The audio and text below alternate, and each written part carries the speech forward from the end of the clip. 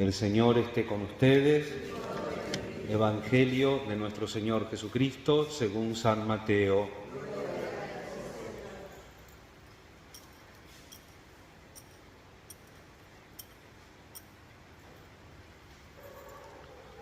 Jacob fue padre de José, el esposo de María, de la cual nació Jesús, que es llamado Cristo. Este fue el origen de Jesucristo. María, su madre, estaba comprometida con José, y cuando todavía no habían vivido juntos, concibió un hijo por obra del Espíritu Santo. José, su esposo, que era un hombre justo y no quería denunciarla públicamente, resolvió abandonarla en secreto. Mientras pensaba en esto, el ángel del Señor se le apareció en sueños y le dijo: José, hijo de David, no temas recibir a María tu esposa, porque lo que ha sido engendrado en ella proviene del Espíritu Santo. Ella dará a luz un hijo a quien pondrás el nombre de Jesús, porque él salvará a su pueblo de todos sus pecados. Al despertar, José hizo lo que el ángel del Señor le había ordenado. Palabra del Señor.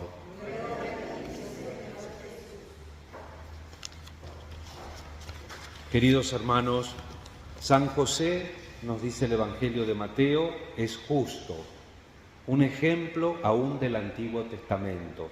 Para el Nuevo Testamento la palabra es santo, para el Antiguo Testamento la palabra es justo.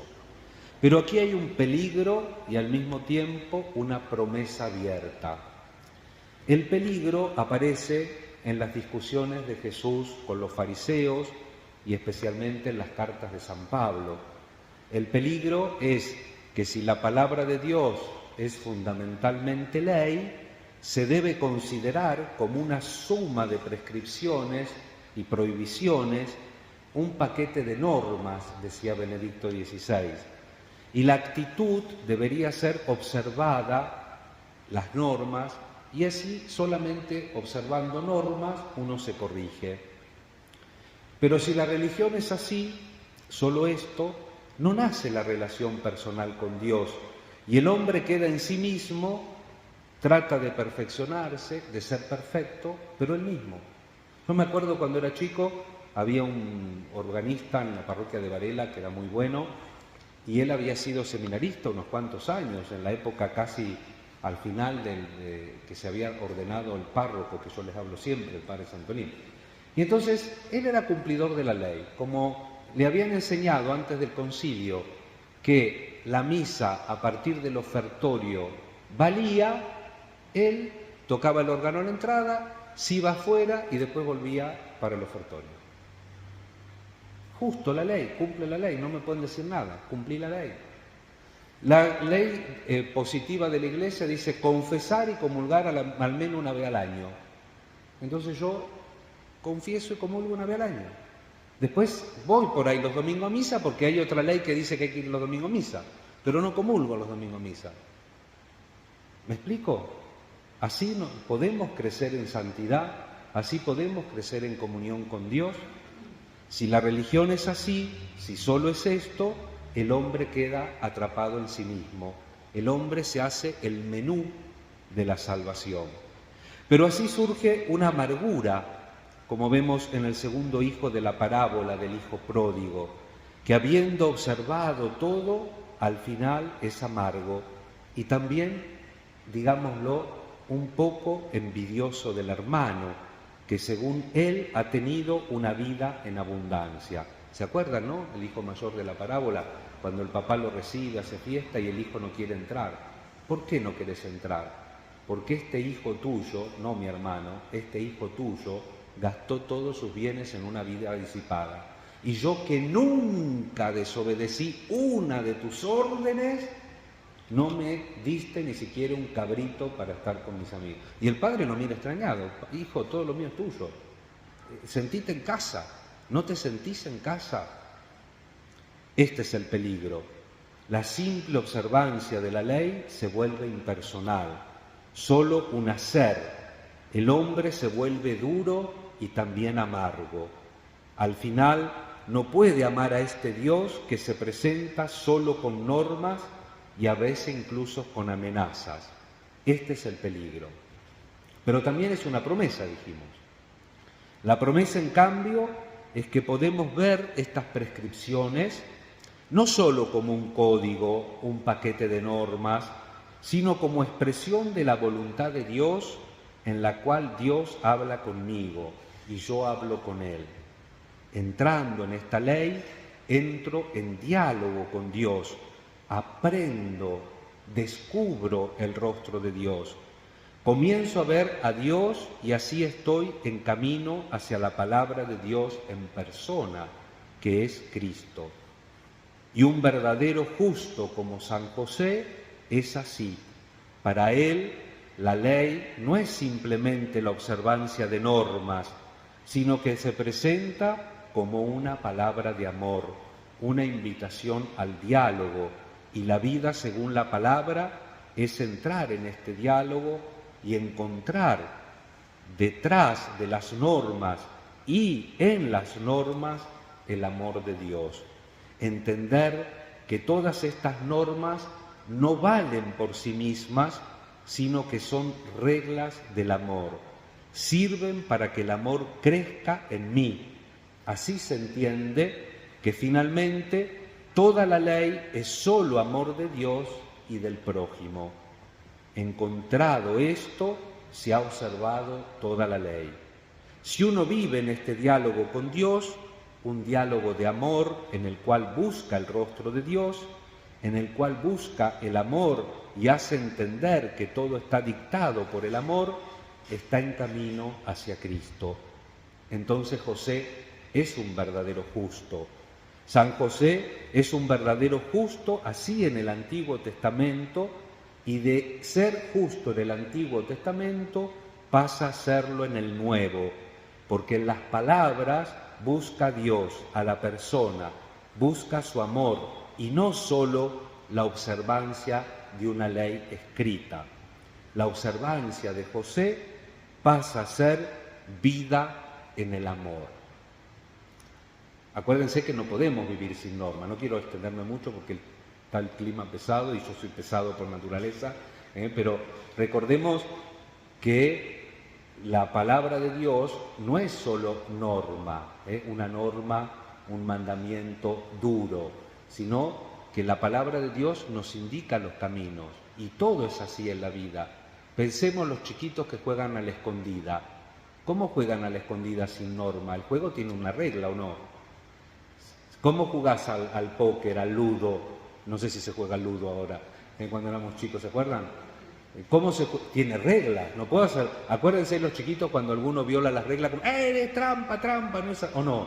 Es decir, ni siquiera podemos jugar sin normas. Pero las normas en la fe no son solamente reglas muertas, sino que son los caminos del amor. Vemos esto en el ejemplo que nos ofrece el Evangelio que hemos proclamado. San José, comprometido con María, descubre que está esperando un niño. Podemos imaginar su decepción. Conocía a esta chica y la profundidad de su relación con Dios, la relación de María con Dios, su belleza interior, la extraordinaria pureza de su corazón. Había visto en todo eso en esta chica el amor de Dios y el amor a su palabra, el amor de su verdad. Y ahora se encuentra gravemente decepcionado. ¿Qué hacer? Aquí la ley ofrece dos posibilidades, en las cuales se ven las dos vías, la peligrosa, fatal y la de la promesa. Puede llevarla a juicio y así exponer a María a la vergüenza y destruirla como persona, pero él quedar como cumplidor de la ley. O puede hacerlo de manera privada, con una carta de separación, el famoso libelo de repudio.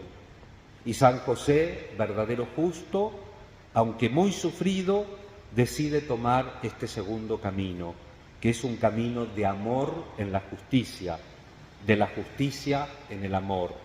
Y San Mateo nos dice que luchó consigo mismo, en sí mismo con la palabra. En esa lucha, en ese camino, para entender la verdadera voluntad de Dios, encontró la unidad entre el amor y la norma, entre la justicia y el amor. Y así, en camino hacia Jesús, está abierto a la aparición del ángel, abierto al hecho de que Dios le da el conocimiento de que se trata de una obra del Espíritu Santo. San Hilario de Poitiers, en el siglo IV, una vez tratando del temor de Dios, dijo al final: todo nuestro temor está colocado en el amor. Es solo un aspecto, una obra del amor. Así podemos decir aquí nosotros: toda la ley está colocada en el amor. Es expresión del amor y debe cumplirse entrando en la lógica del amor.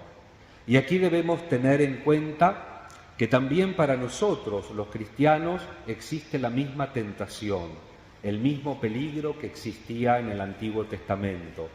También un cristiano puede llegar a una actitud en la cual la religión cristiana se considera como un paquete de normas, prohibiciones y normas positivas de prescripciones. Se puede llegar a la idea de que se trata solo de ejecutar prescripciones impersonales y así perfeccionarse, pero así se vacía el fondo personal de la palabra de Dios y se llega a cierta amargura y a una dureza del corazón. En la historia de la Iglesia lo vemos, por ejemplo, en el jansenismo. ¿Se acuerdan? En la época moderna, las famosas monjas de Port Royal, se decía de esas monjas: son puras como ángeles, pero soberbias como demonios. Porque la ley externamente no les penetraba el corazón. Cuánto mal hizo el jansenismo y el fariseísmo, el jansenismo, la dureza y la amargura del corazón se pueden repetir hoy. Todos conocemos este peligro. También personalmente sabemos que siempre debemos superar este peligro por medio de la unión y la comunión con la persona de Jesucristo, el camino de la vida y la alegría de la fe.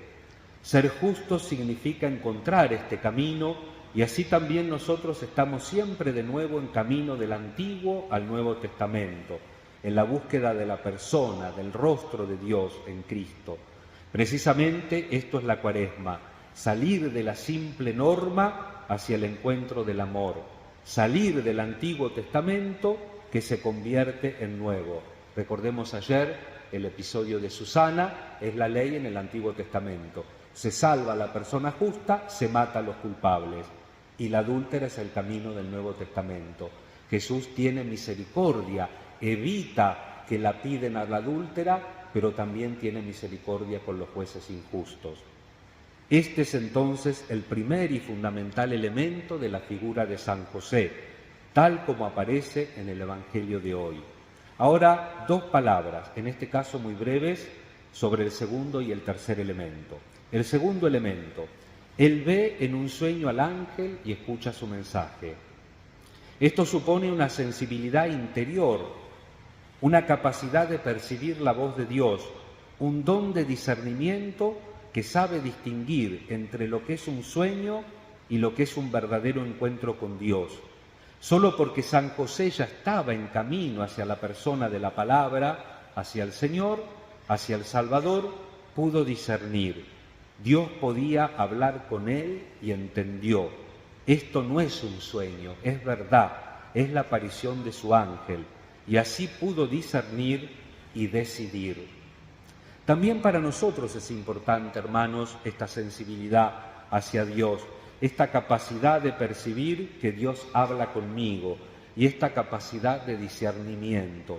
Claro, Dios normalmente no nos habla como habló a través del ángel a José, pero tiene sus formas de hablarnos también a nosotros. Son gestos de ternura de Dios que debemos percibir para encontrar alegría y consuelo.